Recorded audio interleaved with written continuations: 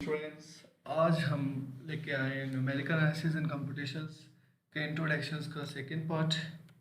और इसमें हम डिस्कस करेंगे कि मैट्रिसेस को हम कैसे डिफाइन करते हैं, उसके बाद फंक्शंस को हम कैसे बिल्ट इन फंक्शंस, और उसके बाद अगर वेरिएबल्स फंक्शंस हैं तो उनको कैसे डिफाइन करेंगे। उसके बाद हम प्लॉट के बारे में डिस्कस करेंगे कि उसको हम कैसे कंस्ट्रक्ट करते हैं, और उसको जस्ट कंस्ट्रक्ट नहीं करना बल्कि उसके लिए उसकी जो लेजर्स होंगे वो भी हम देख लेंगे, या फिर उसको लेबल करना हो तो वो कैसे देखते हैं। ठीक है, तो सेकंड वन ये है कि प्रीवियस वीडियो को कंप्लीट देखिएगा, और उसके बेसिक जो कंसेप्ट थे वहीं से हम इसको कंटिन्यू कर रहे हैं, इसीलिए मैंने इसको पार्ट सेकंड का नाम दिया है। क्लियर? तो अब हम आते हैं कि मैट्रिसेस को हम कैसे डिफाइन करते हैं। सबसे पहले मैट्रिक्स के लिए मैंने ये एक मैट्रिक्स लिखा हुआ है, A is equal to 3 2 7, semicolon लगा दिया 1 4 2 एंड सेमी कॉलन 3 9 2। इसका मतलब ये है कि सेमी कॉलन के बाद वो सेकेंड रो में आ जाता है। ठीक है ना, आप यानी कि सेकेंड रो जो जनरेट कर रहे हैं वो आती है 1 4 2।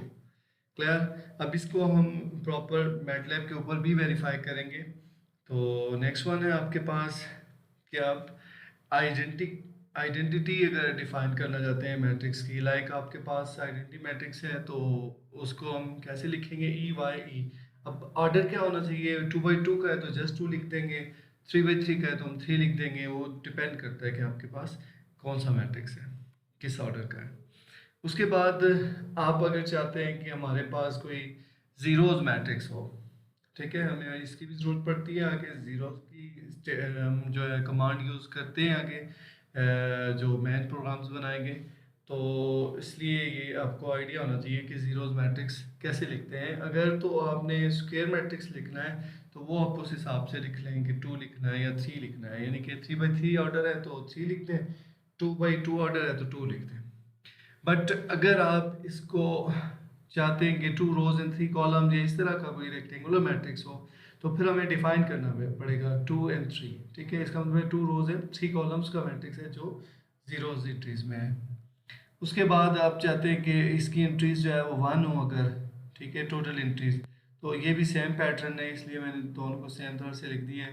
ठीक है, अगर आप चाहते हैं कि हमें जस्ट डायगोनल एंट्रीज चाहिए तो आप डायगोनल ऑफ ए लिखेंगे। ए आपके पास ये मैट्रिक्स है तो इसकी जो डायगोनल एंट्रीज होंगी वो आपके पास आ जाएंगी। क्लियर? ये हम वेरीफाई भी कर लेंगे इसको। ये लिखा हुआ है ट्राई यू, इसका मतलब होता है अपर ट्रायंगुलर मैट्रिक्स। ये चेक कर लें, अपर ट्रायंगुलर मैट्रिक्स, यू से मीन्स अपर और ये ट्रायंगुलर मैट्रिक्स। अब कौन सा है जी, ए मैट्रिक्स। अब हम इसको अगर यही मैट्रिक्स लिख के मैटलैब के ऊपर तो चेक करेंगे कि अपर ट्रायंगुलर की एंट्रीज कौन सी बनेंगी और लोअर ट्रायंगुलर की एंट्रीज। ये आपके पास लोअर ट्रायंगुलर है, ये ट्राई एल लिखा हुआ है, स्मॉल एल, इसका मतलब है लोअर ट्रायंगुलर मैट्रिक्स। ठीक है, तो ये चेक कर लीजिएगा कि आपके पास अपर ट्रायंगुलर मैट्रिक्स या लोअर ट्रायंगुलर मैट्रिक्स क्या होते हैं, क्या है। ठीक है, ये तो था सिंपल मैट्रिसेस को डिफाइन करना। अब बिल्ट इन फंक्शन जो है वो उनको देख लेते हैं। बिल्ट इन फंक्शन में सबसे पहले स्केलर फंक्शन आ रहा है। ठीक है, अब स्केलर फंक्शन में आप चेक करें तो हमारे पास साइन की टर्म यूज होती है, कॉज है मतलब कोसाइन, टेंजेंट है। उसके बाद ए साइन, ए कॉज और ए टेंजेंट लिखा हुआ है, इसका मतलब होता है इनवर्स। ए बेसिकली किसके लिए यूज हो रहा है, इनवर्स के लिए। एक्सपोनेंशियल फंक्शन को ई एक्स पी लिखा हुआ है। और नेक्स्ट आप चेक करें अगर तो L O G means logarithmic functions. और last one, next one is your A B S means absolute functions. और S Q R T means square root. अगर आप किसी फंक्शन का स्क्वायर रूट लेना चाहते हैं तो एस क्यू आर टी लिखने के बाद स्मॉल ब्रैकेट्स के अंदर वो फंक्शन लिख लें, तो इसका मतलब हो जाएगा ये आप स्क्वायर रूट डिफाइन कर रहे हैं। क्लियर? तो हो सकता है कि मैं नेक्स्ट क्लास में आपको, इसी क्लास के बाद में आपको एक असाइनमेंट भी सबमिट करने के लिए दूँ और उसमें मे भी स्क्वायर रूट हो। ठीक है, तो सेकेंड वन ये है कि आर ई एम जो है आपके पास जो रिमाइंडर होता है उसके लिए यूज़ किया जाता है। मीन्स दैट कि ये आपके पास स्केलर फंक्शंस हैं जो बिल्ट इन है, ये ऑलरेडी इनको मतलब वो वैल्यूज असाइन करने की जरूरत नहीं होती, ये डायरेक्ट उसको जो है वो कैलकुलेट कर देता है, एवेल्युएट कर देता है। नेक्स्ट वन है हमारे पास वेक्टर फंक्शंस। अब वेक्टर फंक्शंस में सबसे पहले आप चेक करें तो सम है, अगर आपने किसी दो मैट्रिसेस को सम करना है या नंबर्स का सम करना है तो, या किसी रोज या कॉलम को सम करना है तो उसके लिए सम यूज़ कर रहे हैं। नेक्स्ट प्रोडक्ट है, उसके बाद मीन आता है, फिर उसके बाद स्टैंडर्ड डेविएशन आता है। ये जो आपने लिखा हुआ है STD लिखा हुआ है, तो ये आपके पास स्टैंडर्ड डेविएशन है। उसके बाद मैक्सिमम और मिनिमम, और लास्ट वन और लेंथ, ठीक है, यानी कि वेक्टर की लेंथ कितनी है, ये भी हम डिपेंड करेगा, आगे लूप्स लगाएंगे तो उसके ऊपर ये चीज़ यूज़ करेंगे। ठीक है, ये टर्म्स जो बिल्ट इन यूज़ कर रहा हूँ ये बेसिकली हमें फ्यूचर में जब हम प्रोग्रामिंग करेंगे तो उसमें ये हमें यूज़ करनी पड़ेगी। क्लियर? उसके बाद आते हैं मैट्रिसेस। अब फॉर मैट्रिक्स के लिए जो हमारे पास बिल्ट इन कमांड्स हैं वो क्या हैं, उसमें सबसे पहले आता है डिटर्मिनेंट फाइंड करना है तो DT आ जाएगा, इन्वर्स फाइंड करना है तो INV आ जाएगा, रैंक फाइंड करना है मैट्रिसेस का क्या होता है, वेल वो आप वेल नो उससे फेमिलियर होंगे कि रैंक होता क्या है। तो रैंक फाइंड करने के लिए हमें जस्ट रैंक की कमांड लिखनी होगी और मैट्रिक्स आगे डिफाइन कर देंगे। उसके बाद हमारे पास नेक्स्ट वन जो है वो है रिड्यूस रो एचीलॉन फॉर्म, RREF, रिड्यूस रो एचीलॉन फॉर्म। तो ये भी वेल नोन है, आप जानते होंगे, इसको भी आपने डिस्कस किया हुआ है। उसके बाद आपके पास है आइगन वैल्यूज, आइगन वेक्टर्स। उसके बाद नॉर्म आते हैं आपके पास, और LU डिकम्पोजिशन के लिए हम LU की कमांड यूज़ करते हैं। ठीक है, तो ये बेसिक्स हमारे पास यूज़ हो रहे हैं मैट्रिसेस जो बिल्ट इन कमांड्स में आ रही हैं। इनकी मतलब ये जस्ट हम इनको LU लिखेंगे और आगे L और U दोनों मैट्रिसेस डिफाइन होंगे तो उनको एवेलुएट कर देगा। क्लियर? अब आप चेक करें कि हम फंक्शन को डिफाइन कैसे करते हैं। ये तो था बिल्ट इन फंक्शंस। अब वो जो फंक्शन हमें डिफाइन करने पड़ेंगे वो कैसे डिफाइन करेंगे जी। तो सबसे पहले मैंने एक फंक्शन लिखा है f is equal to x power 3 plus x minus 3। याद रखिएगा जी, ये हमारे पास सिंगल वेरिएबल, इस पे इंडिपेंडेंट वेरिएबल सिंगल यूज हो रहा है। x अगर मल्टी वेरिएबल है तो हम उसको ये लिख रहे हैं g is equal to x y। यहाँ x और y दोनों जो है हमारे पास इंडिपेंडेंट वेरिएबल यूज हो रहे हैं। क्लियर? अब बहुत ही इंपॉर्टेंट बात बताने जा रहा हूँ, हमेशा याद रखिएगा कि एट द रेट जो हम डिफाइन करते हैं ना, जब एट द रेट, ये कब यूज कर रहे होते हैं, जब हमारे पास लूप्स यूज हो रही हैं। क्या यूज हो रही हैं? लूप्स। अगर लूप के लिए देखा जाए तो आप वहां पे यूज करते हैं एट द रेट। अगर आपके पास लूप नहीं है तो ऑन दैट टाइम आप इसको जस्ट डिफाइन करेंगे y इज इक्वल टू या y1 इज इक्वल टू। हम उसकी एग्जांपल भी सॉल्व करेंगे, उसका मैटलैब कोड भी बना के चेक कर लेंगे। ठीक है जी। उसके बाद नेक्स्ट है कि आपने प्लॉट को कैसे वो कंस्ट्रक्ट करना है, तो उसके लिए चेक करें। सबसे पहले हमारे पास क्या है जी, एक कमांड दी हुई है CLC, चूंकि ये वेल नोन था, पहले बता चुका हूँ, CLC मस्ट है, लिखना पड़ेगा, बल्कि क्लियर ऑल भी लिख लें। उसके बाद x वेरी करता है फ्रॉम 0 to 10, बट इसमें जो इंक्रीमेंट है वो आप चेक करेंगे तो इसमें इंक्रीमेंट क्या है, 0.1 की इंक्रीमेंट है। ये डिपेंड करता है, आपकी मर्जी है, जितनी मर्जी आप इंक्रीमेंट लें। फंक्शन देखें मैंने वही ले लिया है, y is equal to x power 3 plus x minus 3। ये वही फंक्शन है, बट यहाँ पे एट द रेट लिखा होता है, यहाँ पे जस्ट y लिखा हुआ है। मैंने पहले बता दिया है एट द रेट और y में क्या फर्क आ रहा है। y तब होगा जब लूप नहीं होगी, और एट द रेट तब होगा जब आपने कोई लूप लगाई होगी, लाइक फॉर लूप हो गई या कोई और लूप है। क्लियर? अब हम प्लॉट बनाना चाह रहे हैं, हमारे पास x इनपुट हो जाएगा x और आउटपुट जो हमारे पास y है। इसको हम अगर टाइप करेंगे तो इसका जो रिजल्ट होगा वो डिस्प्ले हो जाएगा। क्लियर? तो ये भी हम चेक करेंगे इसको फर्दर, ये कैसे जो है ना इसका प्लॉट बनाया जाता है। अब हम फर्दर आते हैं कि हमारे पास जो आप प्लॉट्स की ब्यूटी के लिए आप जो एट्रीब्यूशंस यूज़ करते हैं वो क्या है, उसके बारे में हम चेक करते हैं कि हमारे पास कौन कौन से साइन हैं, कौन कौन से स्टाइल्स हैं या कलर्स हैं, वो आप यूज़ कर सकते हैं। तो सबसे पहले याद रखिएगा कि हमारे पास कलर्स जो यूज़ हो रहे हैं और उसके सिंबल्स। सबसे पहले अगर स्मॉल k लिखा हुआ है तो ये ब्लैक कलर के लिए है, R लिखा हुआ है तो रेड के लिए, B है तो ब्लू के लिए है, इसी तरह G है green and Y yellow. Just single line डाली है तो इसका मतलब सॉलिड बनेगा, आपके पास जो ग्राफ होगा वो सॉलिड लाइन बनेगी। दो लाइंस डाल दी हैं तो इसका मतलब है वो डैश्ड होंगी, और अगर इस तरह के आपने कॉलन डाल दिया तो विच मीन्स दैट डॉटेड होगा, वो आपका जो ग्राफ जो लाइन आप बनाएंगे वो डॉटेड होगी। क्लियर?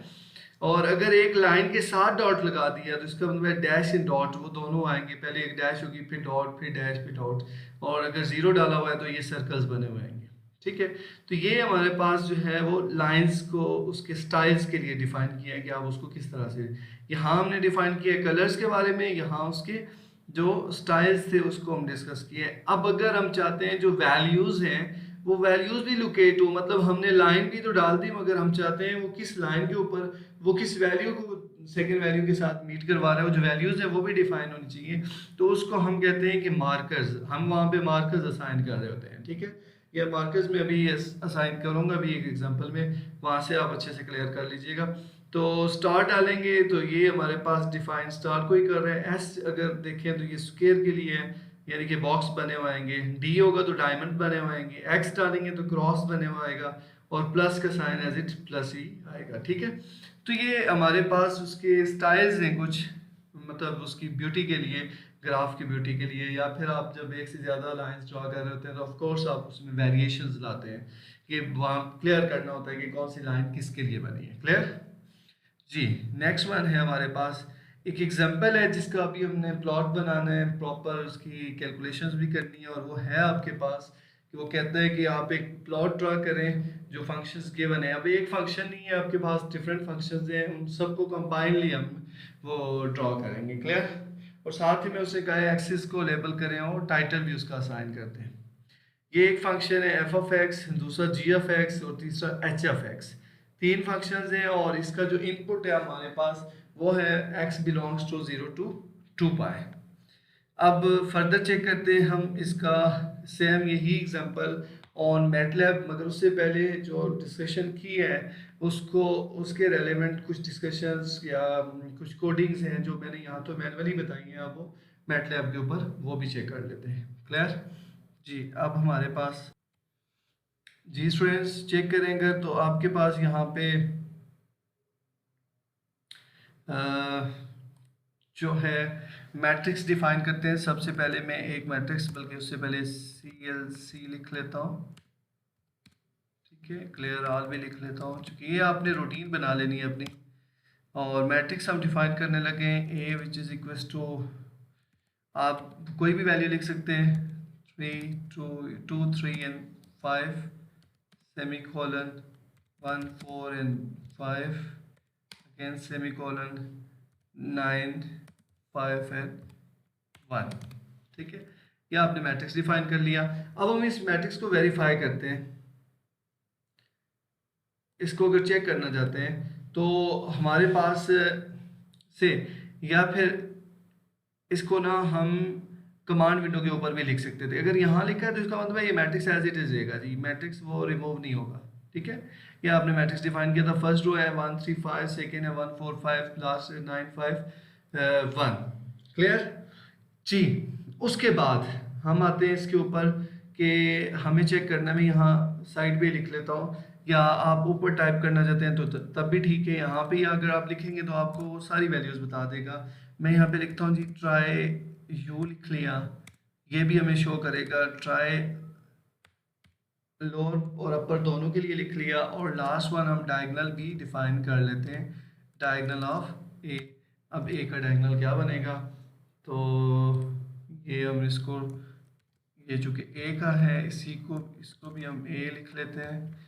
तो अब मैं इसको रन करता हूँ जी, चेक करें अगर, तो सबसे पहले हमने लिखा हुआ है अपर, तो ये आंसर सबसे पहले आपके पास आ गया। बल्कि इसको यहाँ पे आप लिख भी दें अपर विच इज इक्वल्स टू, ताकि वो सॉल्यूशन में आपको आइडिया हो, आंसर की जगह वो उसी को लिखा हो उसने, lower which is equals to, और ये है आपके पास diagonal which is equals to. Clear? अब मैं इसको रन करता हूँ, चेक करें आप। तो सबसे पहले ए मैट्रिक्स लिखा हुआ है। अब इसी ए मैट्रिक्स का अपर एलिमेंट्स आप चेक करना चाहते हैं तो 1 3 5 4 5 एंड 1 यही है, और लोअर एंट्री सारी 0 होगी। और लोअर अगर देखना चाहते हैं तो अपर एंट्रीज ये तीनों जीरो होगी और बाकी ये डायगोनल एंट्रीज और ये नीचे, ठीक है। अब उसके बाद अगर जस्ट डायगोनल एंट्रीज देखनी है तो देखें डायगोनल कौन है, 1 4 एंड सॉरी 2 4 एंड 1, 2 4 एंड 1, तो ये हमारे पास वो डायगोनल एंट्रीज भी डिफाइन कर रहा है।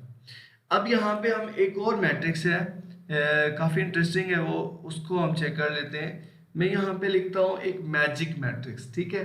लाइक में या यहाँ नीचे ही डिफाइन कर लेते हैं, यहाँ पे मैं सी एल सी लिख के मैजिक के लिए हम जस्ट यूज़ करते हैं मैजिक ऑफ 3।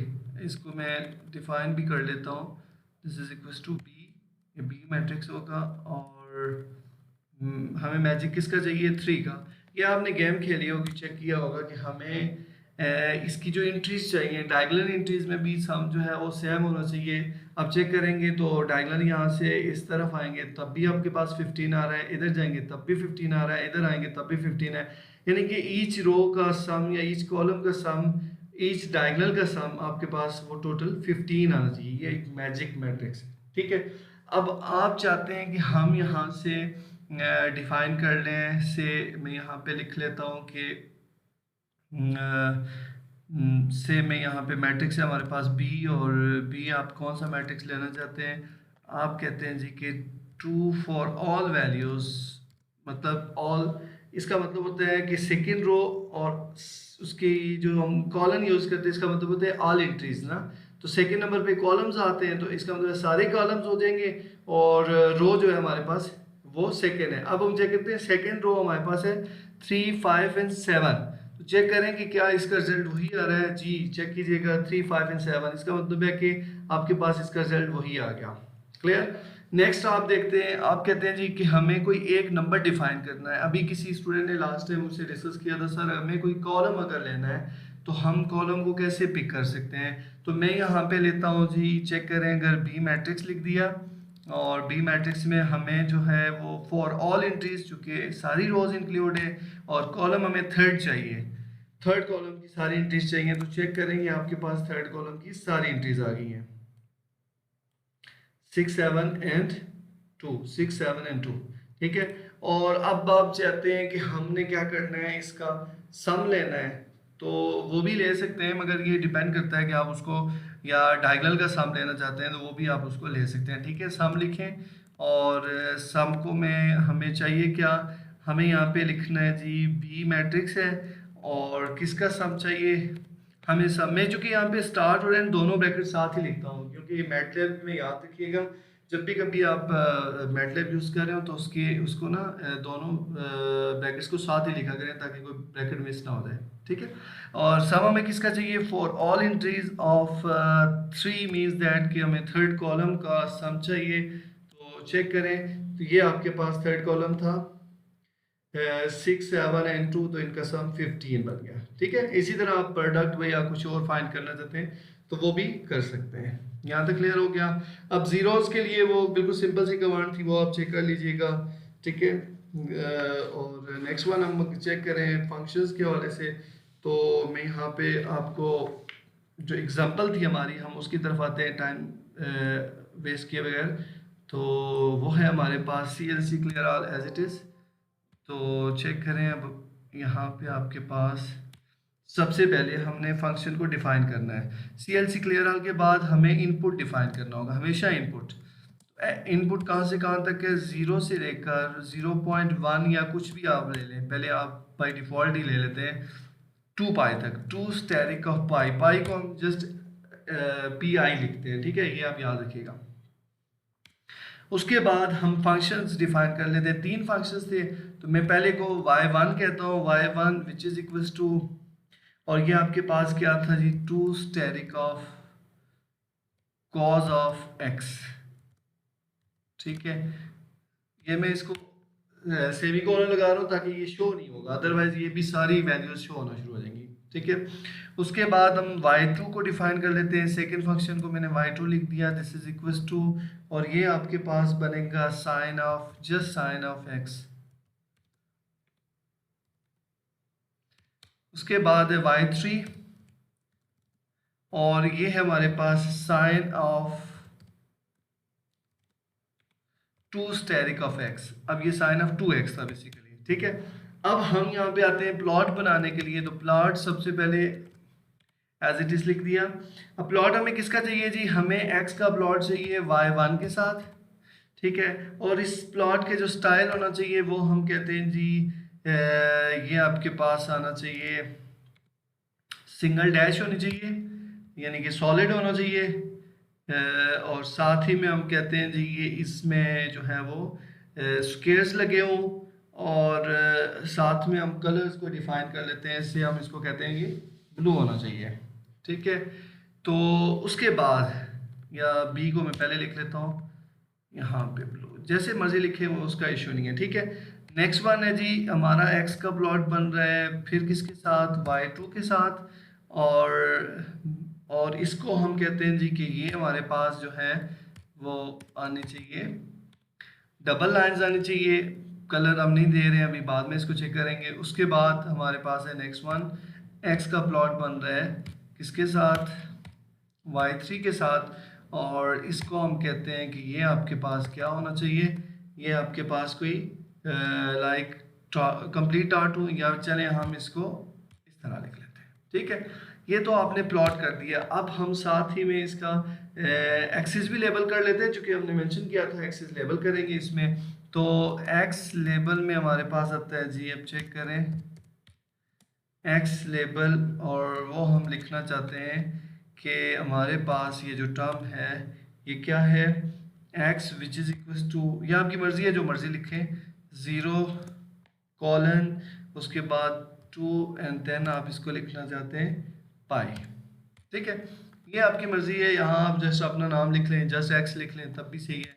उसके बाद हम y को लेबल कर लेते हैं, तो y लेबल करते हैं जी, आप y आपके पास बनेगा।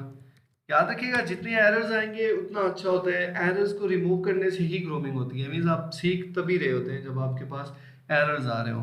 तो यहाँ पे मैं साइन लिखने के बजाय फंक्शन लिख लेता हूँ, क्योंकि वो डिफरेंट से हैं आपके पास, साइन भी कॉस भी, तो जस्ट फंक्शन लिख लेता हूँ, ठीक है, फंक्शंस, क्लियर। और यहाँ पे भी हम एक प्राइम। अब आपने क्या करना है, नेक्स्ट वन ये है कि टाइटल देते हैं इसको, टाइटल चेक करें, तो टाइटल है आपके पास कोई भी आप रख लें। मैं यहाँ पे लिखता हूँ जी प्लॉट ऑफ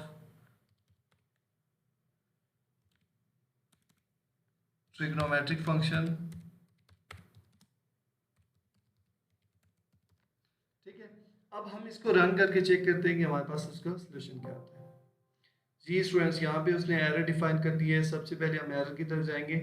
एरर आपके पास है, उसने कहा है कि हमारे पास लाइन 8 में फर्स्ट कॉलम पे आपके पास एरर आ रहा है, और यानी अगर इसको चेक करें तो उसने यहाँ पे मेंशन किया है कि हमारे पास क्या आ रहा है, एक्स वेरिएबल है ऑलरेडी।